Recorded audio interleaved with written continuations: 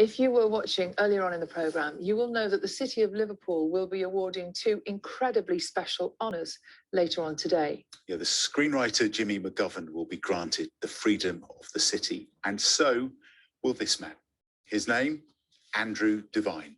He was 22 years old when he went to watch Liverpool take on Nottingham Forest in the FA Cup semi-final in Sheffield on the 15th of April, 1989.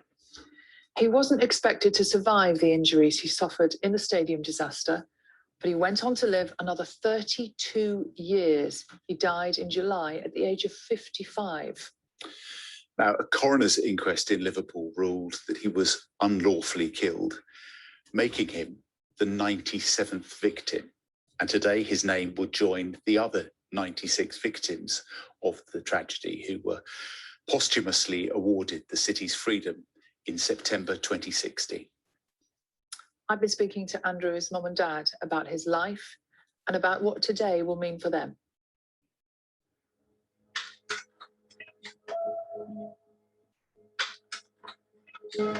Andrew, as a little boy, was a typical little boy, very affectionate, very bright, did well at school, became a teenager. Teenage boys are a bit of a pain. They do come back on the planet. And Andrew was a couple of weeks before his 23rd birthday.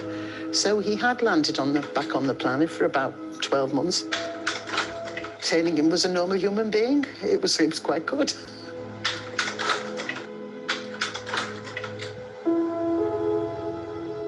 And Andrew clearly loved Liverpool Football Club. Oh, yes. All right. Yeah. How much of a fan was he? Very much. Well, he went to most home matches, didn't he? Well, he had season tickets and he did travel away as well. I actually queued to get him his tickets for that match, which, there you go. But he obviously was working and he rang me and he said, the tickets are being released. Will you go up and take the counterfoil venue you used to take and get you the tickets?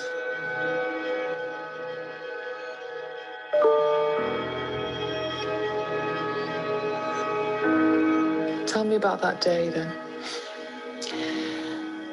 Well, it was my day off. And it was a nice day. So I took her to Asda. We went shopping in the afternoon to Asda. And when we came out, we put the radio on in the car and the Everton match was on. And we thought, well, it's a bit much. Why normally they swap between the two? And we didn't know anything about it until we got home. And then they said something on the radio that the Liverpool match was halted. And then when we got home, we got a knock on the door about 5-ish. A bit earlier than that, but... And it was one of Stan's friends. Andrew had gone with some other bobbies that Stan knew and their sons.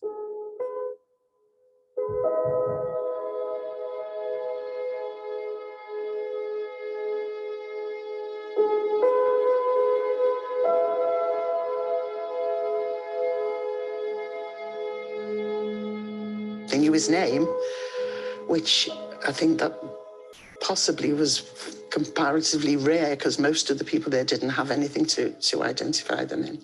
And they also knew he had a connection to the police. So they got in touch with Merseyside Police. Devine is a comparatively different name. So it was one of Stan's friends who'd been on duty to tell us that Andrew had been hers and could we go over to Sheffield. So we did. We literally lived at the hospital for 5 weeks.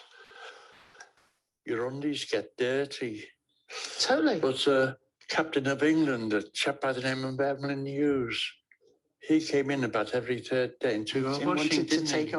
He took our washing for his wife to do. Evelyn Hughes came and took the laundry. Evelyn Hughes used to come in and what can we do? Craig Johnson also. Okay. Both always came through the back door. They didn't come for publicity. No publicity, they did. Came to her.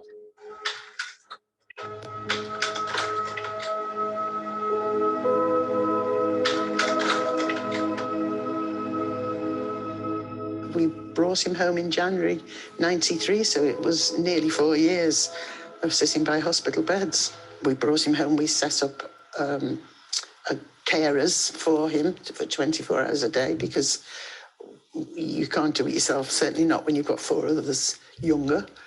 And that's how we carried on then. In those very, very dark days, there were little moments of hope, weren't there? I imagine, for example, when he opened his eyes. Yes. In the early times, it almost seemed that when you sort of got really low, he would do something that would lift you up again. And of course, you always hope for better things. You always hope that something's going to be better.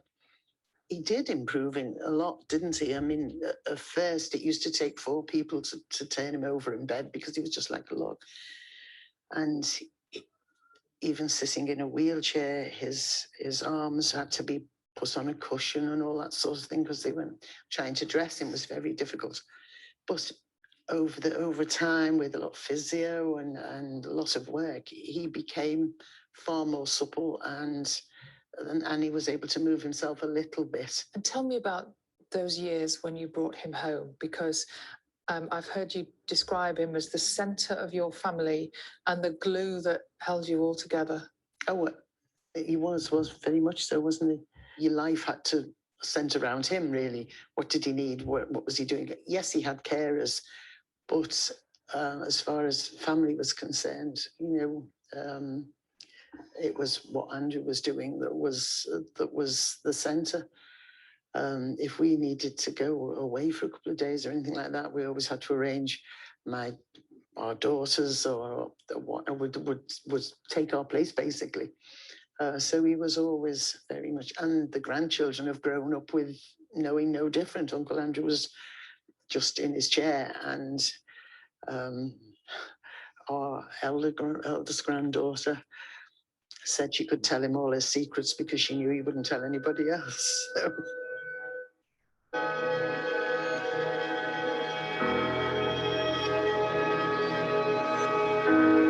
How much contact did you have? How involved were you in the Hillsborough campaign? It was obviously the other families. We weren't really involved in the campaign. I mean, we always supported what they did and always admire greatly people like Margaret Aspinall, who's done so much. The main thing, there's a difference between them and us. They were dealing with dead. Right from the start. We had ours in our lives still. They did say 3 months was the most for him. Well, that 3 months, he managed 32 years, so... Yeah, so I don't think we did too bad. You talk about him still being able to go places. Yeah. Is it right that you were still able to, on occasion, take him to the match? Funny enough, we didn't. The carers did. Liverpool made those facilities just for disabled, and 2 carers with them, wasn't it? Yes, and they took him to Melwood as well, and he met Jürgen and Jordan Henderson, and the reports we got back, they had a wonderful day.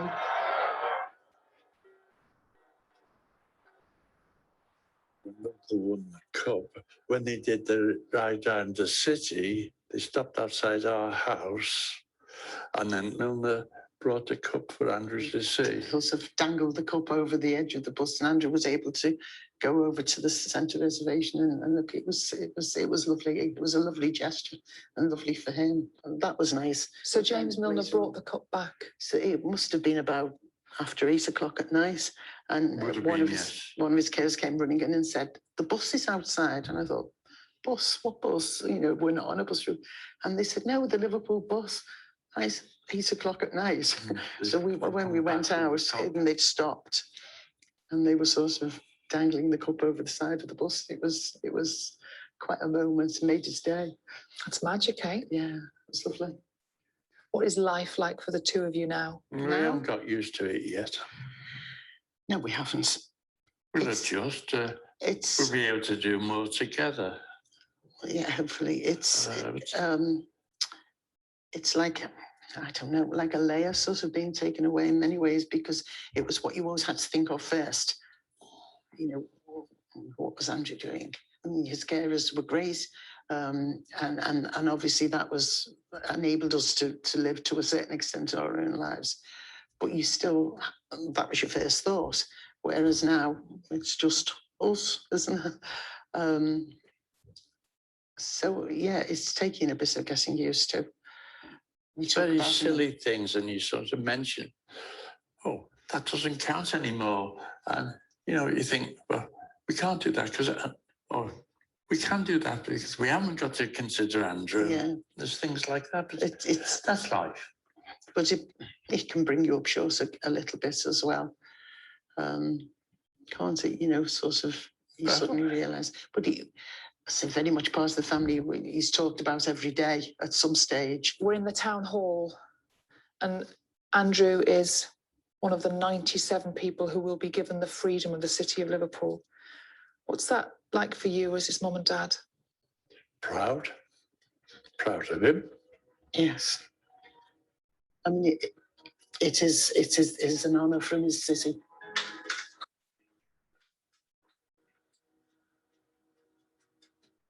For us, it means he's remembered, and that's what makes this important to us.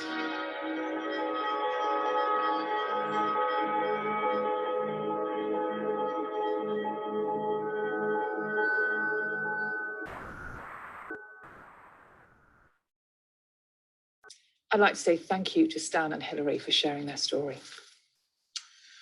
What a powerful interview. And, you know, you think you've heard everything about that, and then just those little insights from people who've never spoken before about 32 years. Yeah. They've been so private, and they've kept him, you know, safe and looked after him. Their extended family have cared for him, and in lots of ways they've been protected by their friends, their family, by the club. So it was great to talk to them. Those little moments like Emlyn Hughes doing the washing. Yes. Yeah. And the cup coming back in the evening. Wow. Yes. Thank you so much to them.